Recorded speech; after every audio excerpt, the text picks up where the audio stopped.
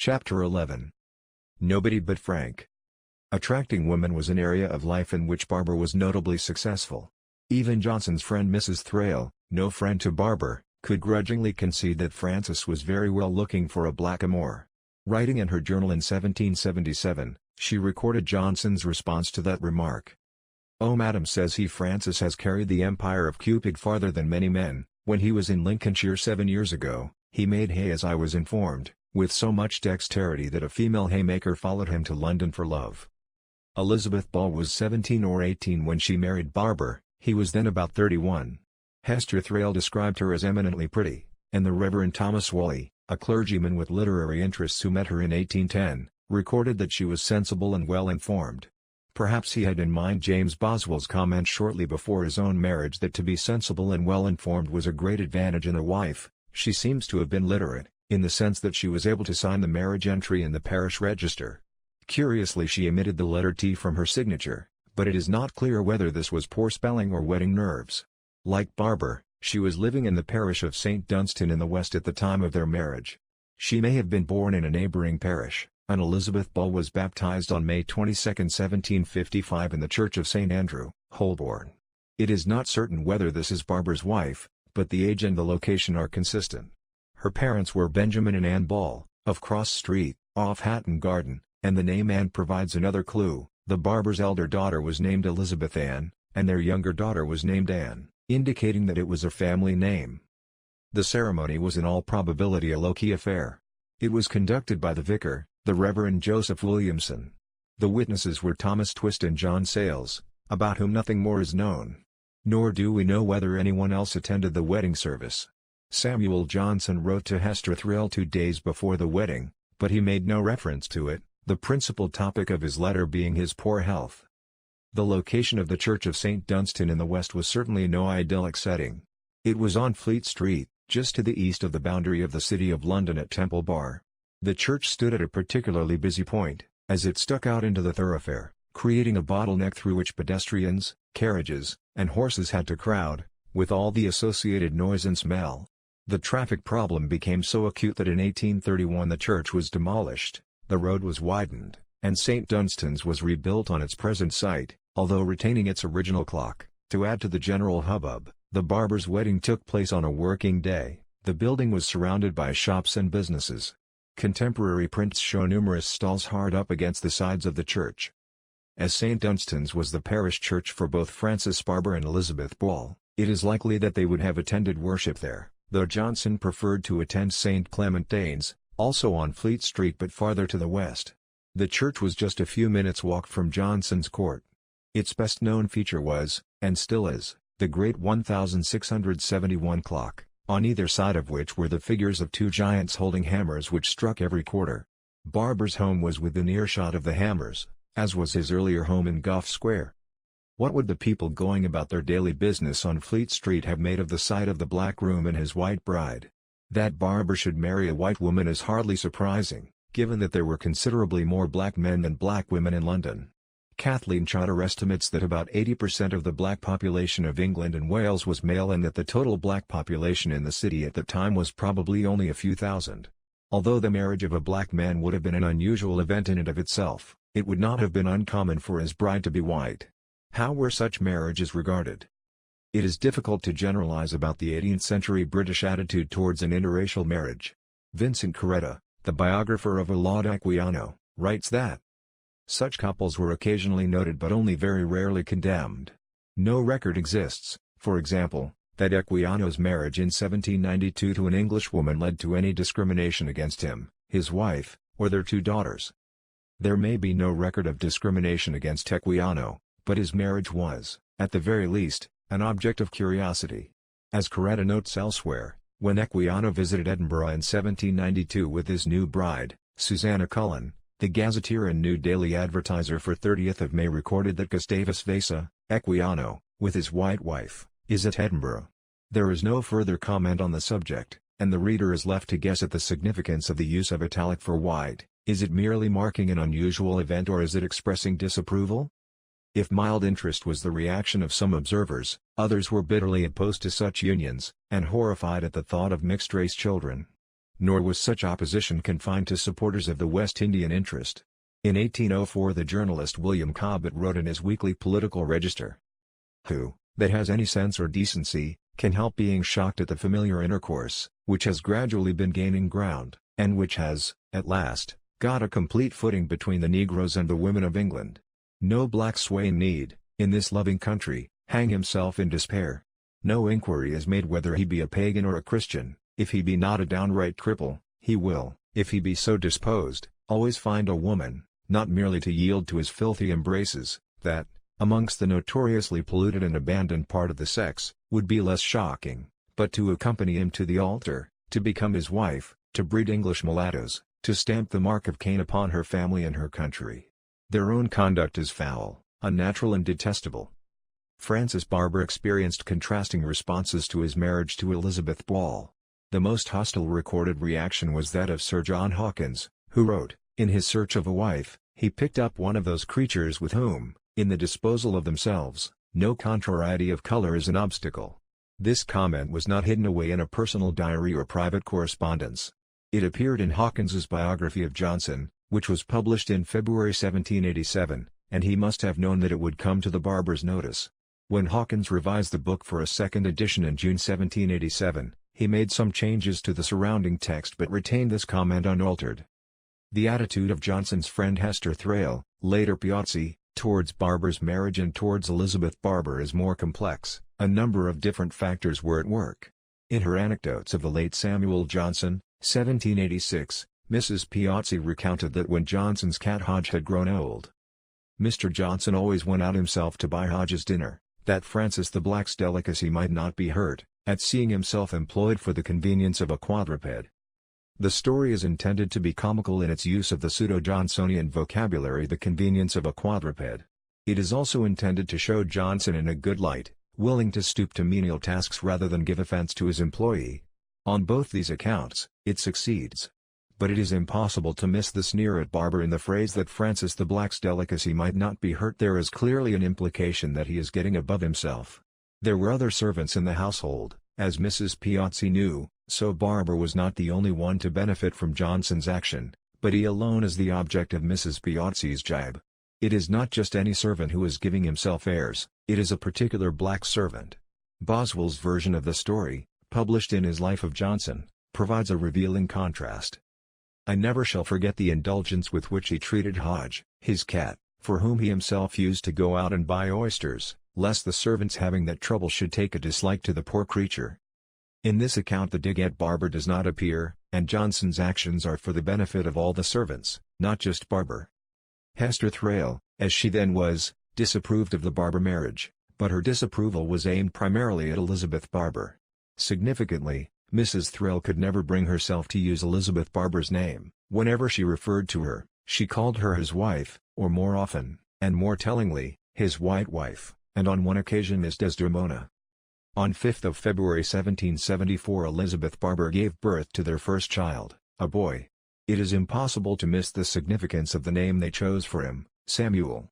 Sadly, only 14 months later he died, and was buried in St. Bride's churchyard. It was 6 years before the Barbers had another child, Elizabeth Ann Barber, who was baptized on 28 November 1781 at St. Andrew's, Holborn, the same church where, 10 years before, James Somerset had been baptized. Johnson, who was away from London at the time, wrote to Mrs. Thrale on 24 November. "Frank's wife has brought him a wench, but I cannot yet get intelligence of her color, and therefore have never told him how much depends upon it." 2 days later, Johnson wrote anxiously, sending instructions for Mrs. de Moulin, now another member of Johnson's household. "I desire Mrs. de Moulin to write immediately what she knows. I wish to be told about Frank's wife and child." What was it that depended so much upon the baby's color, and which caused Johnson such concern? The answer is suggested by the reaction of others when Elizabeth was born and turned out to be white. Mrs. Thrale and John Hawkins both believed that this proved the father of the child was not Frank, but a white man. Mrs. Thrale called Barber and the child Black Francis and his white wife's bastard. She believed that Barber was ignorant of the fact, as she considered it to be, that he was not the baby's father. She later described Ann Barber, born in 1786 and also light-skinned, as Frank's soi disant daughter, and rather a remarkably fair girl, and approaching to pretty, but Frank, though almost 15 years at school, never I suppose learned much of natural history. Whether such beliefs were well-founded, it is impossible to say. The fact that Johnson was already concerned before he knew of the child's color may suggest that he suspected Elizabeth Barber of having an adulterous relationship. But it may simply reflect his anxiety at the possible disadvantage to a young girl of being visibly the child of a black parent. Whether Mrs. Thrale's views were correct or not, they were at least confined to her private journal and commonplace book. John Hawkins published his aspersions for all to see in his biography of Johnson. It is said that, soon after his marriage, Barber became jealous, and it may be supposed that he continued so, till, by presenting him with a daughter of her own color, his wife put an end to all his doubts on that score. Notwithstanding which, Johnson, in the excess of indiscriminating benevolence, about a year before his death, took the wife and her 2 children into his house, and made them a part of his family. Johnson's response to the Barber marriage was certainly in marked contrast to those of Thrale and Hawkins. In fact, Hawkins was wrong about the date when Frances and Elizabeth Barber joined Johnson's household. They were already living with Johnson when young Elizabeth was born. Mrs. Thrale recorded in her diary in December 1777 that the Barbers were living with Johnson, and William Cook suggested in his Life of Johnson LL.D. that the Barbers always lived with him after their marriage. From 1776 the home which the Barbers shared with Johnson was at No. 8 Bolt Court, in another of the courts off the north side of Fleet Street which he loved. Johnson was to remain there until his death in 1784. It was a much better house than Johnson's court, and although it was in a gloomy corner it had a pretty little garden, which even contained a vine which Johnson enjoyed watering. The membership of Johnson's household of the impecunious and the unfortunate had increased. Writing in her journal on December 11, 1777, Mrs. Thrale noted that Mr. Johnson has more tenderness for poverty than any other man I ever knew. In consequences of these principles, he has now in his house whole nests of people who would if he did not support them be starving. She later listed the occupants. Levitt lived with Johnson as a sort of necessary man, or surgeon to the wretched household he held in Bolt Court, where blind Mrs. Williams, dropsical Mrs. Desmoulins, Black Frances and his white wife's bastard with the wretched Mrs. White, and a thing that he called Pole, shared his bounty, and increased his dirt. Barber's old foe, Anna Williams, who was now aged 71, occupied a ground-floor room. Levitt was frequently at odds with her and also with dropsical Mrs. Desmoulins. Mrs. Desmoulins, whose daughter also lived in the house, had an old connection with Barber. She was the widow of Jacob Desmoulins, the writing master who had taught Barber over 20 years before. Perhaps more intriguingly for the atmosphere of the household, Desmoulins and Johnson shared a little history. Over 30 years before, at a time when Johnson's wife was insisting that they occupied separate beds, Johnson had fondled and kissed Desmoulins, then a young unmarried woman, although, as she told Boswell in 1783, he never did anything that was beyond the limits of decency. She recalled, "Such was my high respect for him, such the awe I felt of him, that I could not have had resolution to have resisted him, but he was smitten by an attack of conscience and desisted." By the time when Mrs. Thrale recorded her presence in Bolt Court in 1777, Desmoulins was aged 60. Whatever Johnson had once felt for her, his feelings had changed, and his opinion was not high when he wrote to his stepdaughter in 1779. Mrs. Desmoulins, Dr. Swinfen's daughter, and her daughter are still with me, but the money which they cost me I should not spend perhaps better. She is agreeable enough but I do not think over well of her, and her daughter by ill health or ill management is I am afraid what ladies call a dawdle. By a dawdle Johnson meant an indolent person. The wretched Mrs. White to whom Mrs. Thrale referred in her journal was a servant to whom Johnson was to leave £100 in his will, and the thing that he called Pole was Pole Carmichael, possibly a former prostitute. The novelist Frances Burney recorded in her journal Johnson's memorable characterization of Carmichael. "Pole is a stupid slut. I had some hopes of her, at first, but when I talked to her tightly and closely, I could make nothing of her. She was wiggle-waggle, I could never persuade her to be categorical." This mix of personalities made for an interesting household, if not a tranquil one. The occupants were bound together by their dependence on Johnson, and by little else. In a letter to Mrs. Thrale Johnson described the atmosphere in his home. "We have tolerable concord at home, but no love. Williams hates everybody. Levet hates Desmoulins and does not love Williams. Desmoulins hates them both. Pole loves none of them." Barber's role in Johnson's life had increased in significant but subtle ways, as Boswell observed in a revealing tribute. In a passage intended for use in his Life of Johnson, Boswell transcribed an extract from Richard Steele's periodical The Englishman. The esquire is usually attended from his lodgings by a coeval servant in a dark suit and grey hair, who has been to him for 40 years that kind of favourite which a learned man is seldom without, to wit one that is very powerful from his wonderful address in ordinary things which his master does not understand. Next to this section Boswell wrote, similar to Dr. Johnson's Frank. Clearly Barber's role and his standing had changed considerably over the years since he had returned from Bishop's Stortford School. The allusion suggests a growing confidence and capability in Barber, perhaps something which had become more obvious since his marriage. Elizabeth Barber had some domestic role, judging by the fact that Johnson paid her wages of £5 a week and bought an apron for her in December 1777. He recorded the cost as £9s. Mrs. de Milan was in charge of the cooking arrangements for the house, at least in so far as anyone was. A general anarchy prevails in my kitchen, said Johnson. In the evenings the members of the household would gather in a circle around the fire, while Johnson chatted or dictated. He was often prompted to expound on a subject by a question from one or the other, but Barber was reluctant to join in. There was always an element of reserve according to Barber. I never could take the same liberty with my master as with another person. Johnson, for his part, felt great affection towards Barber. Give my love to Francis, he wrote to Leavitt while visiting Paris in 1775. It sounds like a casual greeting, such as might appear in any letter, but Johnson's correspondence tells a different story. He wrote large numbers of letters, many hundreds of which survive and are printed in the 5 volumes of the Hyde edition of the Letters of Samuel Johnson.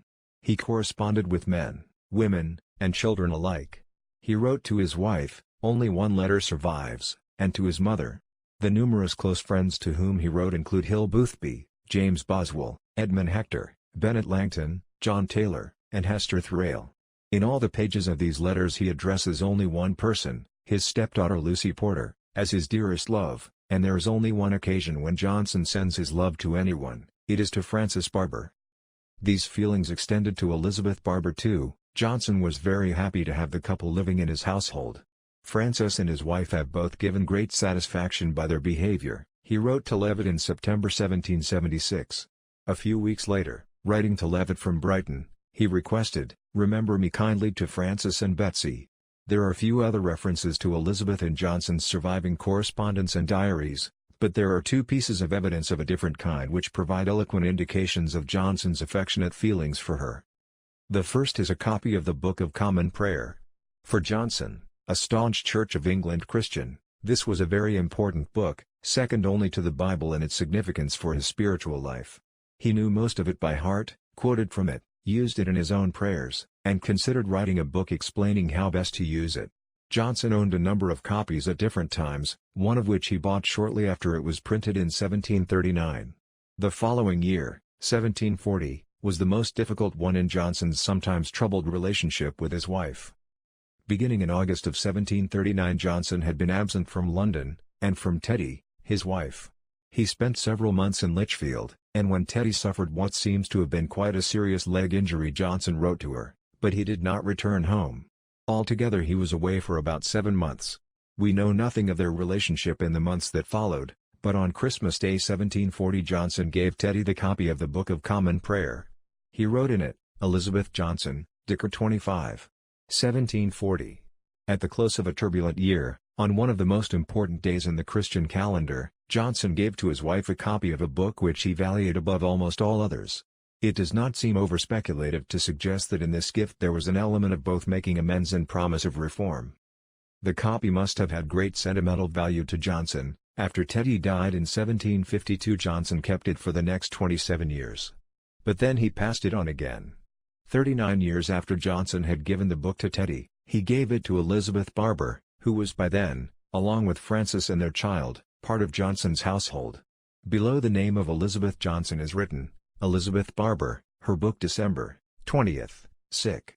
The handwriting is probably Elizabeth Barber's, and in a cramped space the figure 1 has been omitted from 1779, in the same way as the letter T was omitted from Elizabeth Barber's signature on her wedding day. The other item which testifies to Johnson's regard for Elizabeth Barber is a miniature painting of Johnson.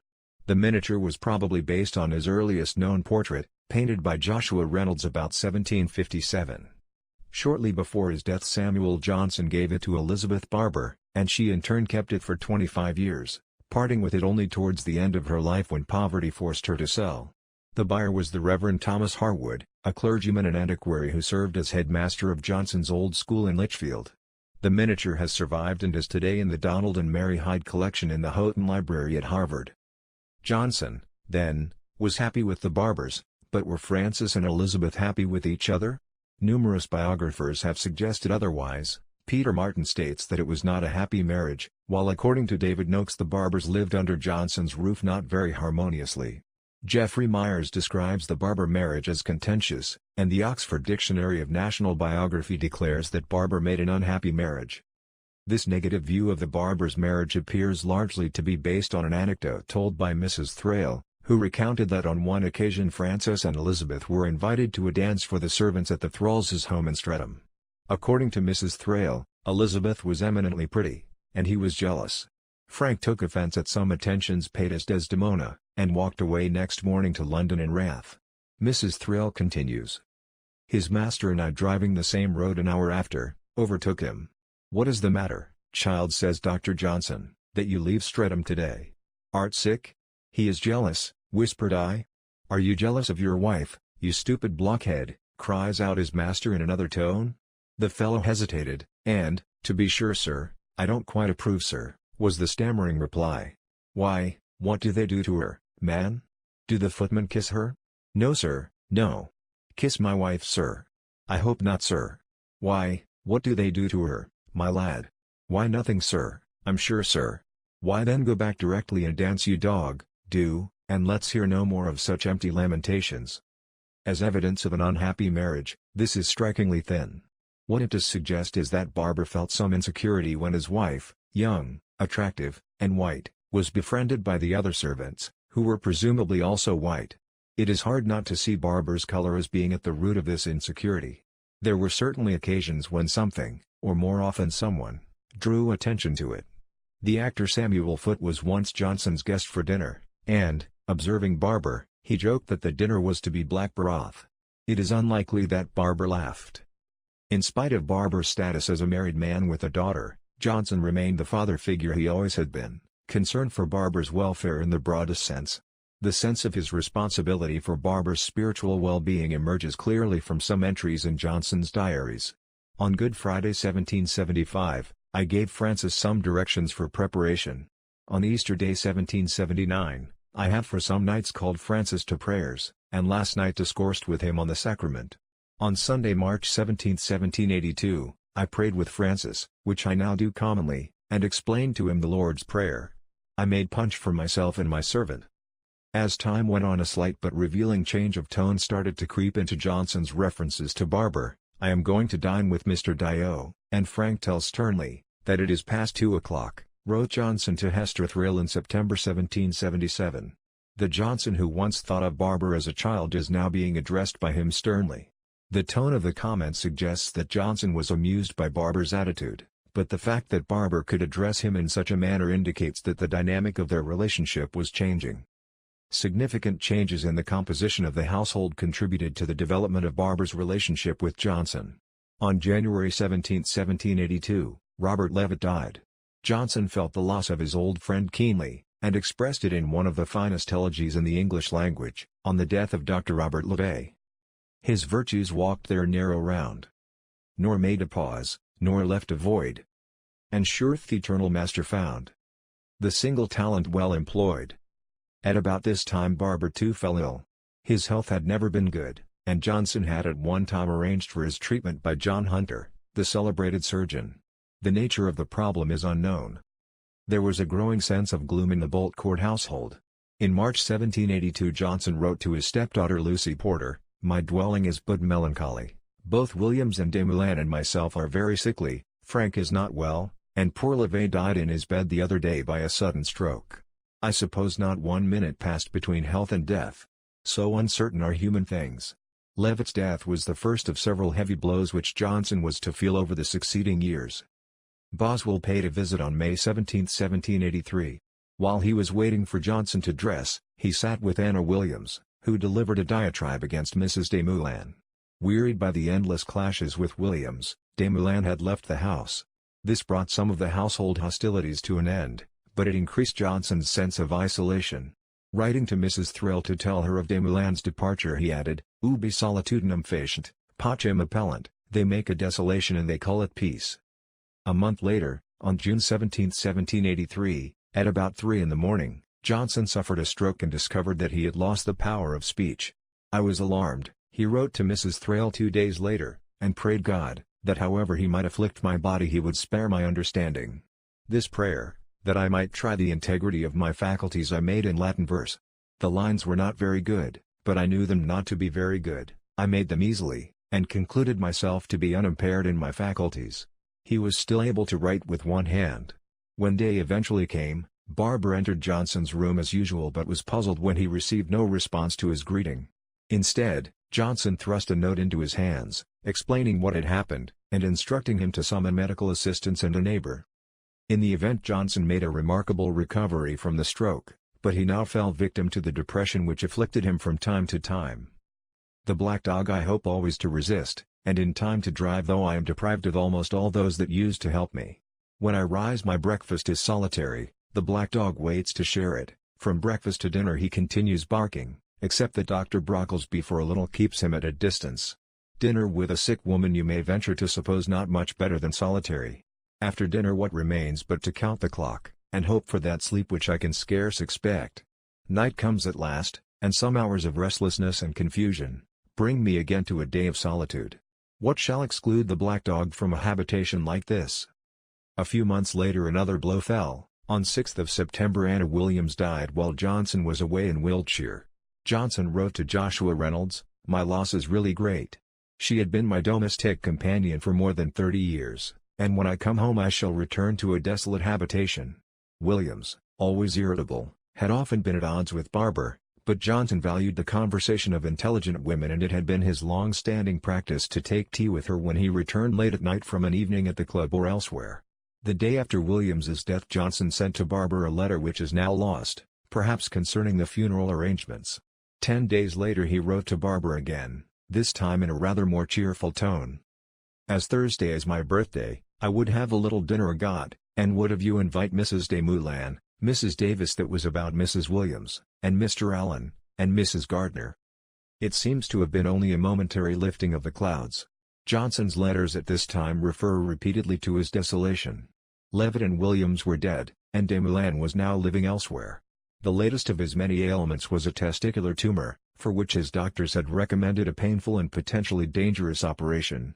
His friend the playwright Arthur Murphy wrote, "By the death of Mrs. Williams, Johnson was left in a state of destitution, with nobody but Frank, his black servant, to soothe his anxious moments." Nobody but Frank. Johnson was not, after all, completely isolated. In December 1783 he was taken seriously ill again and was unable to leave the house for 3 months. He was heavily dependent upon Frances and Elizabeth Barber to look after him and provide for his needs. "Visitors are no proper companions in the chamber of sickness," he wrote to Hester Thrale. "They come when I could sleep, or read, they stay till I am weary, they force me to attend, when my mind calls for relaxation, and to speak when my powers will hardly actuate my tongue." But if visitors were not wanted in a time of illness, there were others who were. The amusements and consolations of languor and depression are conferred by familiar and domestic companions, which can be visited or called at will, and can occasionally be quitted or dismissed. Johnson had enjoyed such company in Levitt and Williams, but they were gone. His familiar and domestic companions were now Frances and Elizabeth Barber. The most enduring image of Johnson is the public figure, the great talker, proclaiming, contradicting, and arguing, always surrounded by people. But as his powers faded, the only company he wished for was that of his manservant and his wife. It was a remarkable reversal of their roles of 30 years earlier. Johnson had in effect become part of the Barber family. That family increased when the Barber's second son was born on December 29, 1783. On January 18, 1784, he was baptized at St. Dunstan's in the West, the church where the couple had been married. Their choice of name for the child could hardly have been more significant. Like their first son, he was named Samuel. Yet the Barber family forms no part of the accepted picture of the last year of Johnson's life. Few of the numerous biographies of Johnson mention the presence in the house in Bolt Court of the toddler Elizabeth Barber and her baby brother Samuel Barber. But they were there and must sometimes have lightened the mood in the house, and eased Johnson's depression. Johnson rallied once more in an astonishing way, helped, it must be assumed, by the Barbers' care for him. By June of 1784 he was sufficiently recovered to be able to visit Oxford with Boswell. Barber had gone on ahead, and Johnson and Boswell came later by post-coach. As they traveled, Johnson told Boswell that he had been giving thought to how he could provide for Barber after he was gone. "I have about the world I think above £1,000, he said, which I intend shall afford Frank an annuity of £70 a year. Johnson and Barber returned to London after a fortnight, but in July they went on their travels again, this time on a longer trip to Lichfield and Ashbourne, and then on to Oxford once more in November. Elizabeth Barber stayed behind with the children, and Johnson made arrangements for her to be paid via his printer William Strahan, who was also effectively his banker. Johnson had been ill again while they were in London and continued to be unwell on their travels. As his health problems multiplied, Barber provided the intimate care of a nurse, as he had done for some years. On one occasion in 1777 Barber had assisted in the middle of the night when Johnson bled himself, an unpleasant treatment which was supposed to relieve his acute breathlessness. As might be expected, neither man was very skillful in carrying out the procedure. Johnson recorded, "I rose and opening the orifice let out about 10 ounces more. Frank and I were but awkward." Johnson now particularly feared what he called the dropsy. This was edema, a build-up of fluid which caused his feet and legs to swell. Barber kept a close watch on the progress of this ailment. "My water has lately run away, my man tells me that my legs are grown less," wrote Johnson to one of his doctors, and a few months later he recorded in his diary, "The dropsy encroaches by degrees, I felt this and today Frank told me of it." One great attraction of their visit to Oxford was the prospect of seeing a hot air balloon flight.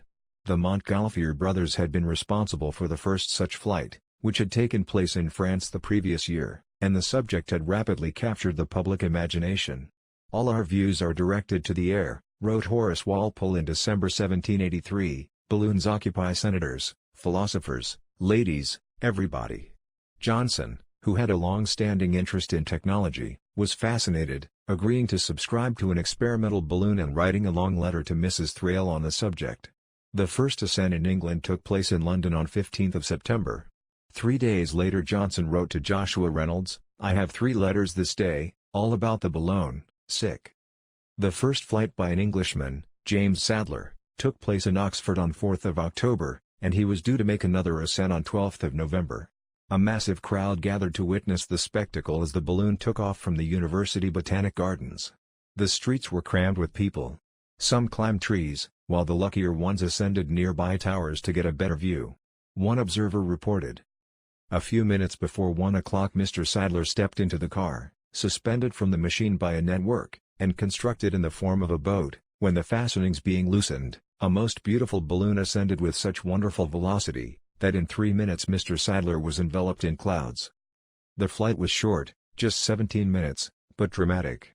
The balloon soon lost much of its air, and Sadler was forced to jettison all his ballast, his provisions, and his scientific instruments in a desperate effort to gain some height.